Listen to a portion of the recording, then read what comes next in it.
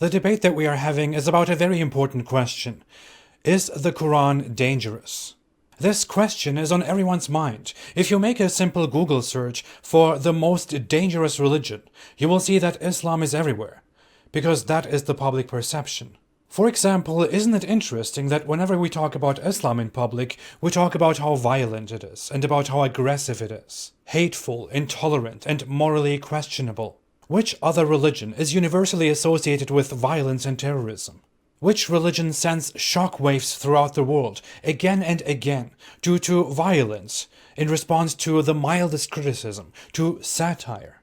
The reason Muslim apologists are not widely engaging in debates on this topic is not that they are not interested. No, on the contrary. Muslim apologists, scholars, voices spend so much of their time and their resources on defending Islam, fighting Islamophobia, and explaining to us that Islam is not dangerous, that we all simply misunderstand it. But they refuse to honestly talk to us to get to the bottom of this matter.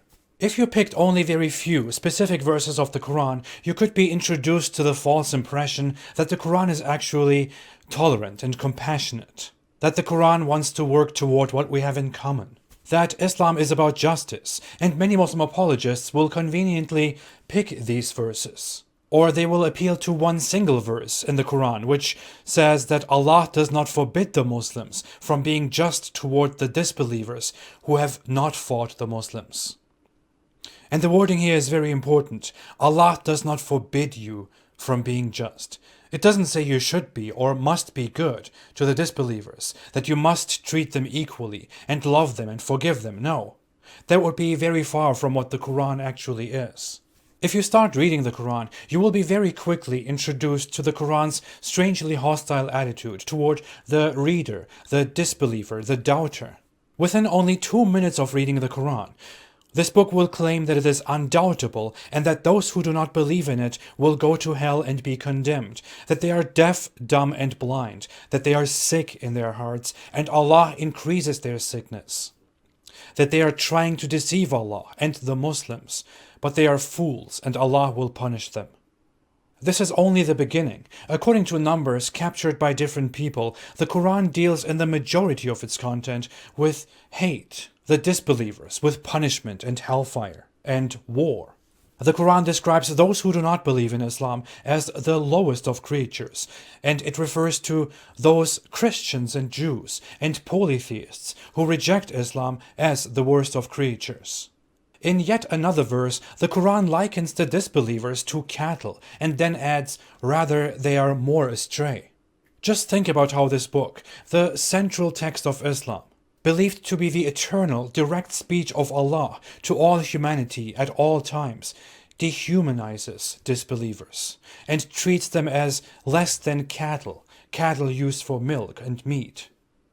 The Quran refers to us disbelievers, to you disbelievers, again and again as deaf, dumb, and blind, sick, dishonest, deluded liars, not to be trusted. By we, I'm speaking of disbelievers in general. If we came to me specifically, and to ex-Muslims like me, we have, of course, Muhammad's order to kill those who change their religion. The Quran says several times that the Muslims are to not befriend the Christians and the Jews, that they are friends of one another, and that whoever befriends them is one of them. There is no context to which this is restricted. In no time during Muhammad's life were all Christians and all Jews united against Muslims, friends of one another, at war with the Muslims. On the contrary, Jews were separate tribes, which were all eradicated by Muhammad under different pretenses. The command to not befriend Christians and Jews is very prominent, very popular in the Islamic world. It's not just some random verse. I heard it too often when I was a child. The Quran insults Christians for their veneration and worship of Jesus, and it also insults the Jews and falsely claims that they call Ezra the son of God. And it then goes on to say, may Allah destroy them, how are they deluded? But right before this verse comes one of my favorite verses, a verse that says everything that we need to know when it comes to whether the Quran is dangerous or not. Chapter 9, verse 29. In chapter 9, verse 29, the Quran makes a timeless, universal policy on how Muslims are supposed to deal with the disbelievers.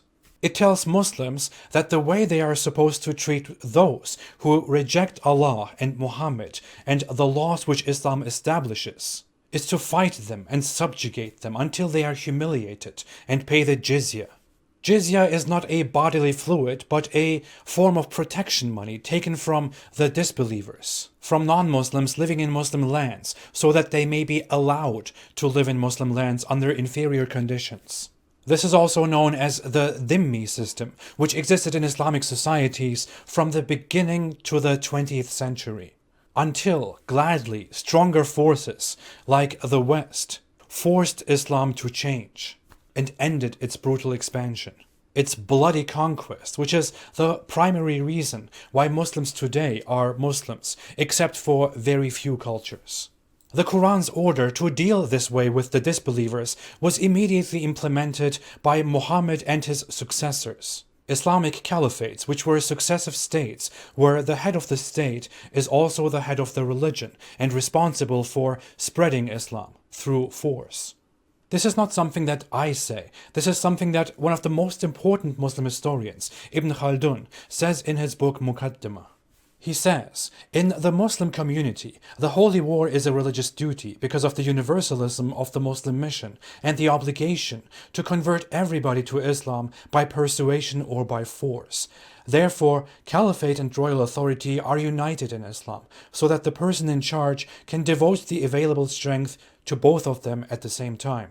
The other religious groups did not have a universal mission, and the holy war was not a religious duty to them. We see this example in Muhammad already very well. The Quran says that Muslims who believe in Allah and who want to go to paradise will find an excellent pattern, an example in Muhammad. It is the Muslim belief that Muhammad was the most perfect human to ever walk the face of the earth. His life is the Quran. And what did Muhammad say, who was constantly at war during his life? Let me read. Allah's apostle said, I have been ordered to fight the people, till they say, none has the right to be worshipped but Allah.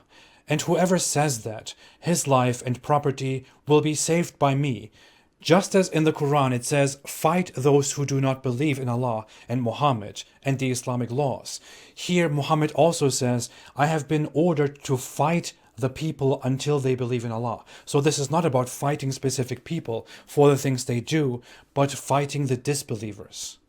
In the end, it doesn't really matter whether the average Muslim or Muslim apologist hates me and wants to put a sword to my neck. What matters is that these teachings, taken from the Quran, are responsible and have inspired the aggressive expansion of Islam over 1,400 years, the constant conflicts within Islam, all the different names of Islamist organizations around the world. That is what matters.